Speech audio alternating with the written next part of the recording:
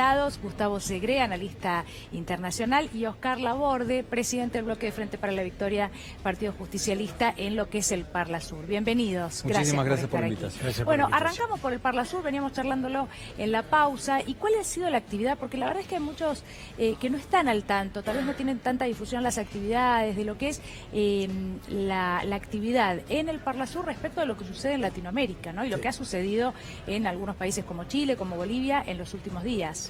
Hubo una intención del gobierno de Macri de desmembrar toda la integración. Sí. Todo lo que tuviera sur no le gustaba. UNASUR, Mercosur, Parla Sur, en fin. Una decisión conveniente porque quiere una asociación incomprensible, por la conveniencia digo, exclusiva con Estados Unidos. Sin embargo, el Parla Sur es el que más vitalidad ha tenido de los organismos del Mercosur. Funciona periódicamente. Se mantiene Venezuela allí adentro, incluso a pesar de que el Consejo del Mercado Común decidió separarla. Sí. Concurre a las elecciones, es una de las más prestigiosas, digamos, observadoras que hay en el mundo, especialmente en el continente. Hace audiencia de derechos humanos, lo ha hecho en Venezuela, lo ha hecho en Brasil, lo ha hecho en la Triple Frontera. Es decir, y claro, la intención por supuesto es denostar de vuelta todo lo que tiene que ver con la integración. Pero bueno, hemos trabajado intensamente 4 años, a pesar de lo que ha hecho Macri para que no se haga, y bueno, esperamos que justamente con este gobierno... ¿Sobrevivió el Parla Sur?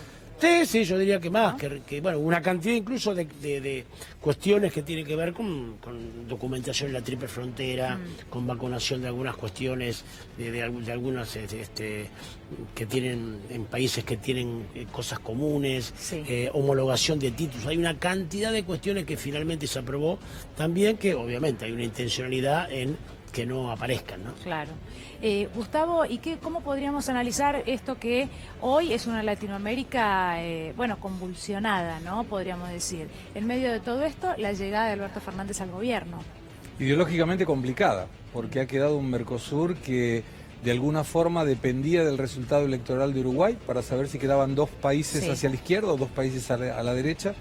Definitivamente quedó Bolsonaro y la calle Pou a la derecha. Un Paraguay que asume una posición de centro en la economía y una incógnita en relación a Alberto Fernández porque no se conoce todavía cuál será el programa económico que va a desarrollar, lo cual presumimos que va a ser hacia una economía un poco más cerrada y no la apertura que está buscando Brasil. Es importante mencionar que dentro del Mercosur los votos de los países son individuales, no tienen que ver con el tamaño de su economía, con lo cual Uruguay, a pesar de ser el más chico, tiene el mismo peso de voto que podría tener Brasil. Sabemos que ahora en la reunión que comienza mañana en Bento Gonçalves debe tener un retiro de la pauta que había propuesto Brasil en relación a la reducción de arancel externo común. Para explicarle a la gente que nos está mirando, es el impuesto que pagan los productos que vienen fuera del Mercosur a ser importados por cualquiera de los países integrantes del bloque. Y esto tenía una voluntad por parte de Brasil porque quiere ampliar su economía hacia el mundo y entendía que al no estar representado el próximo gobierno de Uruguay y el próximo gobierno de Argentina, con mucho tino lo retiró de la pauta. Así que va a estar interesante. El 2020 va a ser un año muy interesante donde esperamos que el pragmatismo que menciona Bolsonaro sea realmente efectivo y que Argentina y Brasil continúen juntos como deben hacerlo. Bueno, seguramente que esto va a ser así, ¿no? Sobre todo para ver cómo se van posicionando, cómo queda posicionada la Argentina y por lo tanto todos nosotros en medio de esa especie de juego de cartas, por decirlo de alguna manera. Pero venimos de años, Oscar, donde el propio Mauricio Macri y con un G20 aquí de local en la República Argentina hablaba de relaciones con el mundo que nos iban a favorecer en muchísimo en lo económico, bueno, en todo sentido. Y esto efectivamente no sucedió. No, se aisló del mundo Macri, ¿no? Al optar por los Estados Unidos se aisló del mundo. Achicó el comercio con China, descuidó el comercio con Rusia, en fin. Y no se comprende bien por qué, porque vemos en estas horas el castigo de los amigos de Macri que le hacen a la importación de aluminio y de acero. Sí. Ya habían subido los aranceles al biodiesel, lo que habían impedido 1.300 millones de posibles exportaciones, y todo a cambio de qué. Ahora, seguramente algunos intentan leerlo como un castigo a Alberto Fernández por sus declaraciones. No, y a Bolsonaro entonces por demás. Estados Unidos, eso es una simplificación o una capciosidad de echarle toda la culpa a Alberto Fernández, un gobierno que se especializó en los 3 primeros años, echarle la culpa al de atrás y en el último año al de adelante. Sí. No, esta sanción que acaba de tomar Trump justamente es contra Brasil, Bolsonaro, y contra Argentina, Alberto Fernández, con lo cual demuestra que hay que tener una autonomía, ¿no? Vos hablabas del pragmatismo. Va a ser interesante para los analistas ver, porque siempre Brasil y Argentina tuvieron gobiernos similares. En el caso de Alfonsín, en el caso de Menem, en el caso de los Kirchner con Lula y con Dilma, sí. Macri con Bolsonaro ahora. El desafío va a ser para los analistas y para los políticos cómo hacer con gobiernos diferentes que tienen una necesidad común de comerciar. Bolsonaro puede decir lo que quiera y Alberto se puede enojar cuando le contesta. Ahora, hay una industria funcionando que no ha bajado en lo más mínimo porque hay toda una cinta transportadora de trabajo productivo que no se detiene. Hay que buscar el pragmatismo y hay que juntarse. Nosotros no podemos salir al mundo, error de Macri, ¿cómo Argentina se va a vincular unilateralmente con alguno de los países? El mundo tiende a agruparse, es más, a la natural asociación que debemos tener industrialmente con Brasil, hay que sumarle a Chile. Nosotros tenemos que plantear el tema, digamos, transcordillerano para poder exportar junto con Chile al Asia-Pacífico. Y a eso hay que dedicarse. Después, bueno, cada uno planteará sus cuestiones ideológicas, sobre los derechos humanos.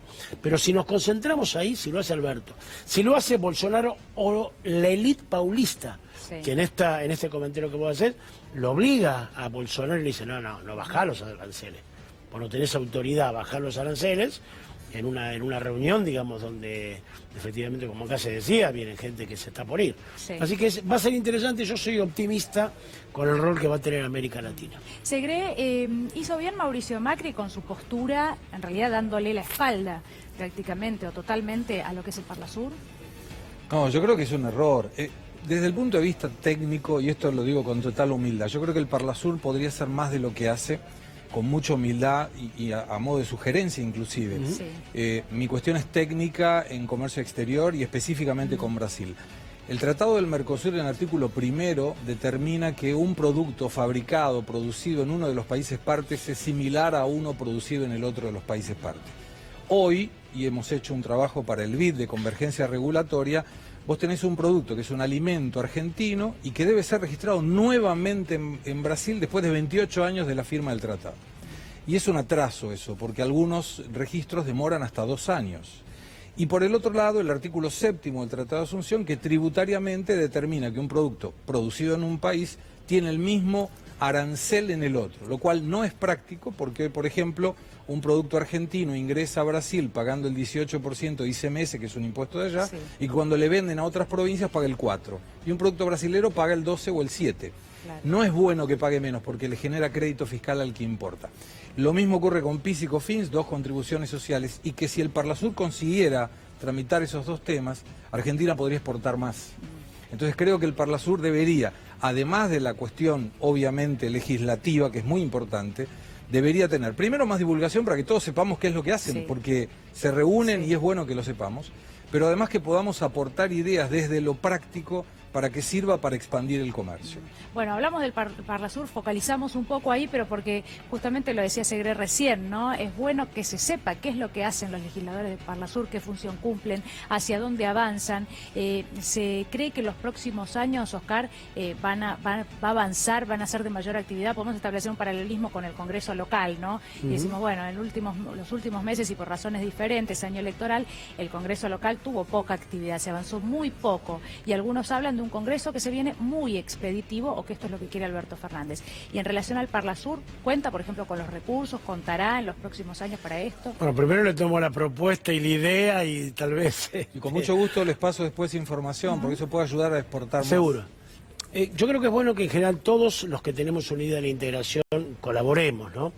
Y lo que propone el amigo es mejorar algo que está bien. Porque si algo hicieron bueno la continuidad de los estados en América Latina es el Mercosur. Sí. Está probado que el comercio principal es con los hermanos.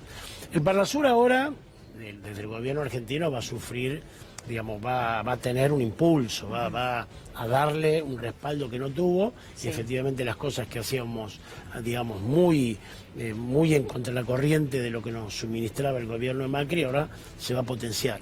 Y yo creo, ahí de vuelta, la inventiva va a ser entre expresiones de gobiernos de derecha que tienen sus parlamentarios y los nuestros, un gobierno popular, nacional, dividido. Y es bueno el Parlasur porque, claro, cuando vos polemizás con el otro, no son consignas, ¿no? El otro te responde y te da su versión de por qué, lo que uno podría decir simplemente, la derecha venezolana tiene sus razones, ¿no? Digamos, sí.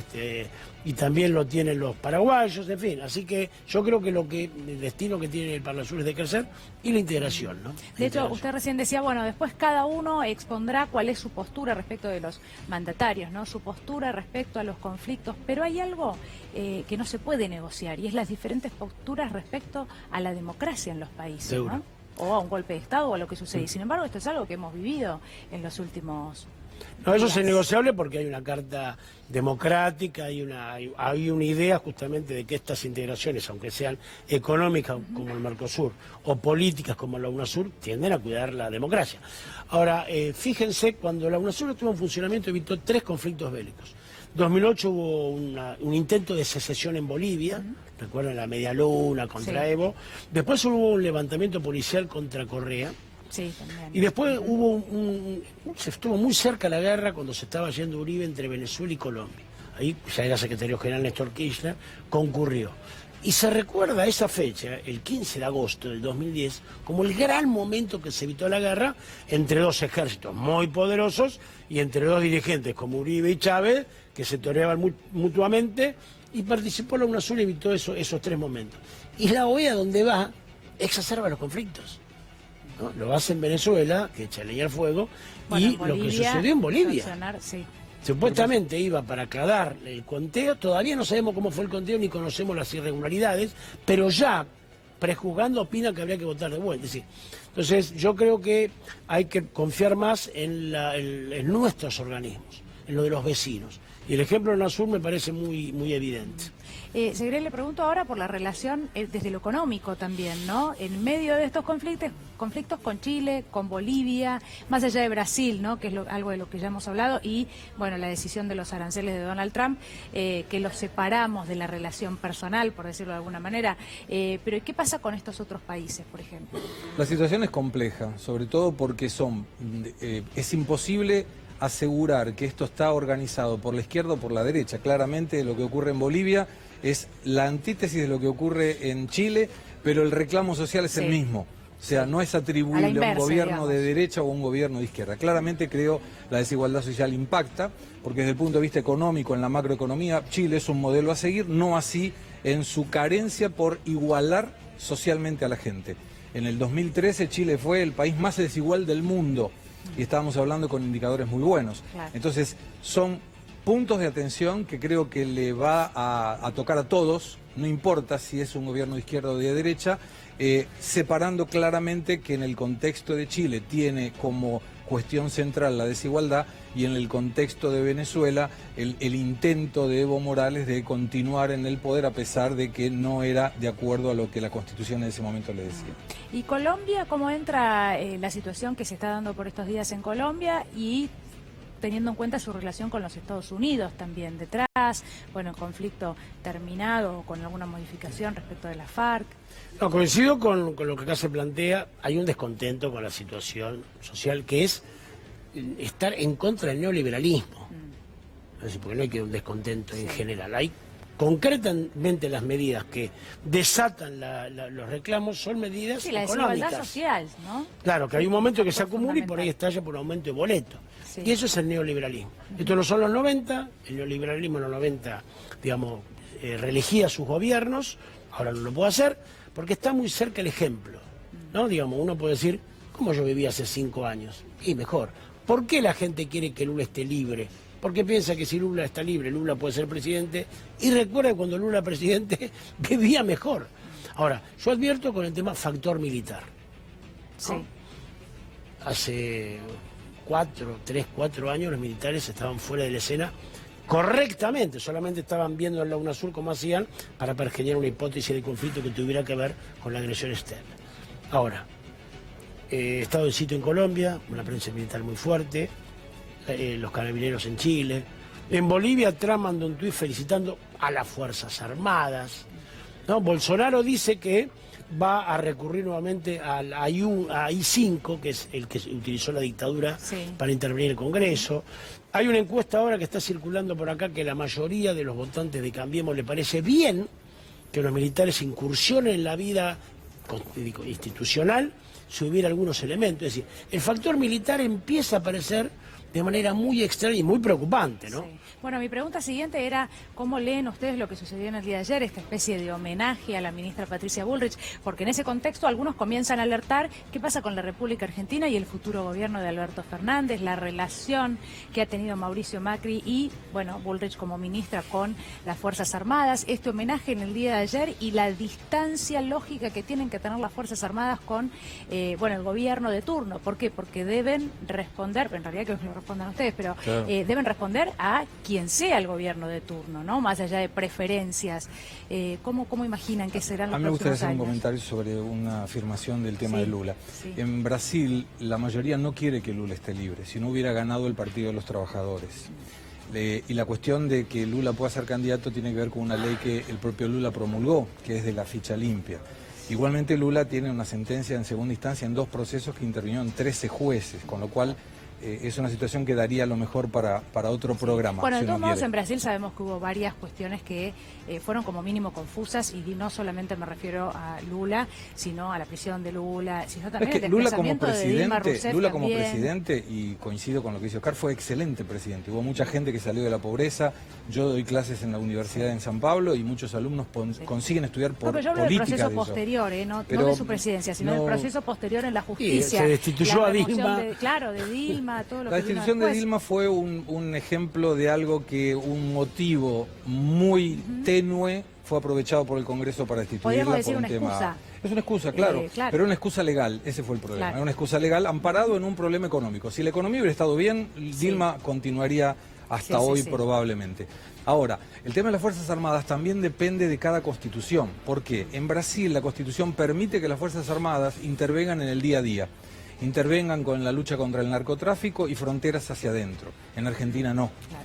Entonces coincido con lo que dice Oscar, dice, mira, no se puede utilizar las Fuerzas Armadas en defensa de la cuestión del día a día porque no lo permite la Constitución. Entonces habría que alterar la Constitución para que eso pueda ocurrir. En Chile sí permite. Entonces depende de cada país para poder tener un criterio más objetivo. Bien. Una aclaración, Lula no es el PT. Si Lula hubiera ido a elecciones, hubiera ganado, por eso lo meten preso. No, pero él no fue, no importa si iba preso, Oscar, si él ahora está libre y tampoco puede ser candidato, por la ley de la ficha limpia. Claro, bueno, pero yo te trataba de explicar por qué la gente asocia, digamos, por qué el amor por Lula. Un Lula que lo denostaron, que le destituyeron a su presidenta, que lo acusaron de corrupto. ¿Por qué mantiene ese respaldo, ese cariño?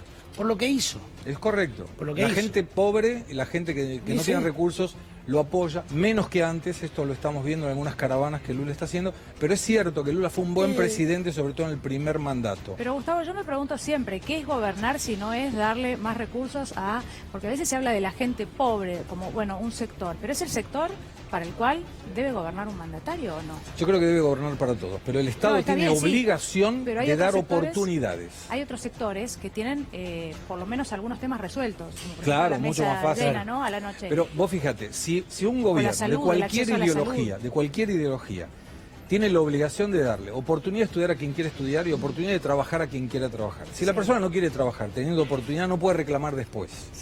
Los gobiernos de izquierda, por denominarlos no despectivamente, tienen una preocupación mucho mayor con la persona de bajos recursos. Que no es el que no quiere trabajar. A mí cuando se dice el que no quiere trabajar, me sacó la piel de gallina porque me parece que es una generalidad. Yo no me atrevería a asegurar que hay alguien que no tiene ganas de trabajar, ¿no? El que es el vago, es un concepto... Hay un montón, ¿eh? Bueno, pero lo que pasa es que no podemos mencionarlos, para mí, responsablemente en televisión, hablando de aquellos que quieren el plan y que no quieren trabajar. Porque en todo caso, si los vamos a mencionar, hay que traerlos con nombre y apellido, hay que decir quiénes son. Pero te doy dos ejemplos. En San Juan se tuvo que levantar una de las cosechas de pistacho, que fue en marzo y abril del año pasado, porque no había gente. Y el gobierno peronista de Uñac le pagaba un adicional al plan para que fueran a levantar la cosecha y no iban. No, yo no niego que los haya. Lo que digo es que no nos pueden servir como excusa. Son ejemplos excepcionales. Acá el problema que tenemos, muchachos, es lo que ganan los bancos. Acá el problema no es que los sanjuaninos, algunos no tienen ganas de trabajar. Lo tenemos claro. y el pistacho. Acá el problema está que los bancos tienen ganancias que le pidió el gobierno que no muestre por lo escandalosas que son. Claro. Y los que blanquean y los que se roban, digamos, las cosas. Fíjate una cosa importante de un gobierno de derecha. Ahora, hace menos de una semana, el gobierno Bolsonaro le colocó límite a la tasa de interés que cobra un banco en Brasil. Antes no lo tenía. No lo tuvo en ninguno de los gobiernos desde el regreso de la democracia. Y un gobierno de derecha dijo, muchachos, ustedes están ganando más, claro, paren un poquitito, y le colocó un límite de 8% al mes. Sí. de las tasas de interés. Lo que pasa es que puede ser maravilloso y hubiera sido una maravillosa medida incluso acá en la Argentina en estos últimos años que han tenido ganancias tan importantes. Claro. ¿No? Pero lo que pasa es que no es una característica de los gobiernos de derecha intentar poner un tope a aquellos que más recursos son intereses tienen, diferentes. Claro. Cada uno defiende. Sí. La idea de que todos somos buenos tomados de la mano y caminaremos, eso no existe. Hay lucha de intereses. Sí. Los banqueros tienen unos intereses diferentes al trabajador que pelea una paritaria. Y no está mal que lo hagan. El Estado tendrá que regular la voracidad de los banqueros, la voluntad de ganancia de los empresarios, lo tienen que regular. A mí no me parece que voluntariamente los financieros van a dejar de ganar. De hecho no pasa entre los ciudadanos comunes, entre clase media, clase baja, nadie quiere ceder ni un gramo, ¿no? Generalmente esto es algo que pasa. Pero abriendo la economía conseguís resolver eso, porque se amplía la competencia y si un banco quiere cobrar mucho y hay un banco que viene y cobra menos, la gente se va a ir con el que cobra menos. Pero esto de la competencia acá no funcionó, esto lo planteó Mauricio Eso Macri, es un problema. Fue un planteo teórico la apertura de competencia. Porque una práctica monopólica de sus amigos. Ahí no se puede, claro, ahí no tenés competencia. Cuando vos no tenés con quién competir, no hay competencia. Y esa empresa, inclusive muchos empresarios amigos del poder de turno, quieren una libertad de mercado para exportar, pero si me protegen la industria, que no importe nadie mejor, así yo consigo vender un producto arcaico al precio que quiera, gano lo que quiero, y eso también está mal. Yo creo que lo que hay que trabajar en cualquier ideología es para que la igualdad social permita que los que están abajo, por decirlo de una forma, suban, y no necesariamente los que están arriba tengan que bajar. Me da la sensación de que hay que trabajar para que haya equilibrio de mercado, que todos puedan trabajar, y para eso necesitamos capacitar a la gente y sobre todo a los chicos, porque nosotros no estamos cuidando la alimentación de jóvenes muy chiquititos que al no tener una buena alimentación no tienen un desarrollo cognitivo, y esa gente el día de mañana no va a estar preparada para un 5G de tecnología comunicacional o empleos donde hoy todo lo que no agregue valor va a estar siendo sustituido por un robot. Bueno, esto es muy cierto. Los traigo rápidamente, Oscar, del panorama latinoamericano a la provincia de Buenos Aires, pero porque ayer hablábamos de un informe que, en paralelo casi con la gobernadora María Eugenia Vidal, que hablaba de lo que deja la gestión o lo que le deja a Kicillof, un informe totalmente lapidario, ¿no? Que habla de una provincia de Buenos Aires en condiciones muy, pero muy difíciles. Muy difícil. Es muy triste ver el conurbano. Nuestro gobierno había avanzado no lo suficiente, tal vez no había sido consecuente en algunas cuestiones. La situación del segundo cordón del conurbano, bueno, yo soy de Avellaneda, fui intendente, es terrible. Es terrible. Pareciera que uno está en otro país, ¿no? Y eso nos tiene que escandalizar. En eso no podemos hacer ningún tipo, digamos, de disputa ni especulación. Por eso es correcto lo que acá se dice, no es el problema el hambre. Porque si una persona que ama 2 kilos de polenta todos los días y come pan, el problema es la alimentación. Y se intenta ahora un programa alimentario que contenga la cantidad, digamos, que se come, pero fundamentalmente la calidad. Porque condenar a un chico mal alimentado a que toda la vida arrastre la imposibilidad de prosperar es terrible. Es cruel, es una crueldad silenciosa. Es una crueldad silenciosa, no es, bueno, en fin, le pegó un tiro por la espalda, eso es grave. Ahora, condenar a miles a la crueldad de tener ya asegurada la fatalidad de ser inferior porque no se alimentó, eso es de una crueldad que a nosotros nos tiene que conmover. Bueno, me quedo pensando en esto y lo remarco porque mucha gente del otro lado probablemente diga, sí, hay muchos que no quieren trabajar, ¿no? Porque sabemos que hay mucha gente que piensa, bueno, que hay algún otro que no quiere trabajar, más allá del ejemplo puntual y que me parece valioso de San Luis. Pero, ¿qué pasa con los hijos de esas personas que no quieren trabajar, ¿no? Me sumo a lo que dice Oscar. A ver, ¿qué hacemos con esos chicos que tienen que tener salud, que tienen que tener un acceso a la salud, que tienen que tener una buena alimentación? Porque en realidad son las víctimas, ¿no? De, bueno, ese supuesto que es un padre que no tiene ganas de ir a trabajar. En el peor de los casos, yo, bueno, considero que es injusto, lo vuelvo a decir, esa apreciación, pero como la estoy mencionando, ¿qué hacemos? ¿no? Ahora, Con vos esos sabés que- argentinos que tienen que estar bien alimentados para a futuro y bien educados para tener ganas de trabajar después. Pero yo creo que ahí también falta política de Estado. Y no tiene que ver con el gobierno. No lo ha hecho el gobierno anterior y ojalá lo haga el gobierno próximo. Que tiene que ver, lo mismo que hablaba con una nutricionista en esta semana. Me decía que mucha gente toma mate y come torta frita. Y no se alimenta, eso no es alimento. Además queda gordo, tiene problemas en los dientes porque es mucho azúcar, cuando podría ser lo mismo que una huerta doméstica. Tiene lugar en su casa y que de repente podría colocar algo para generar zapallitos, cosas que tienen que ver con la tierra y que nosotros tenemos muy buena tierra y que con un poquitito de creatividad y muy poco recurso público podríamos, no digo revertirlo, pero minimizar el problema que hoy tienen. El tema de la gente que hoy necesita capacitación, yo creo que el plan social debería ser en contrapartida con educación. Tal vez no con el trabajo, pero sí con educación, porque la persona que hoy se educa, mañana consigue trabajo. El problema es que hoy cada vez necesitamos más gente con mayor nivel de capacitación para cubrir lugares que hoy no hay. O sea, hoy si defendemos personas que hablen 2 idiomas, que tengan una universidad, muy probablemente consigan trabajo. El tema es cómo llegamos para que esa gente pueda tener 2 idiomas y una universidad. Bueno, hasta hace un tiempo los chicos, y tomó el ejemplo de Uruguay, tenían sus computadoras, iban a la escuela, tenían acceso, ¿no?, a través de la computadora a todo un mundo que ahora no tienen. Ha sido muy valioso hablar con ustedes, con ambos. Muchísimas gracias por haber venido.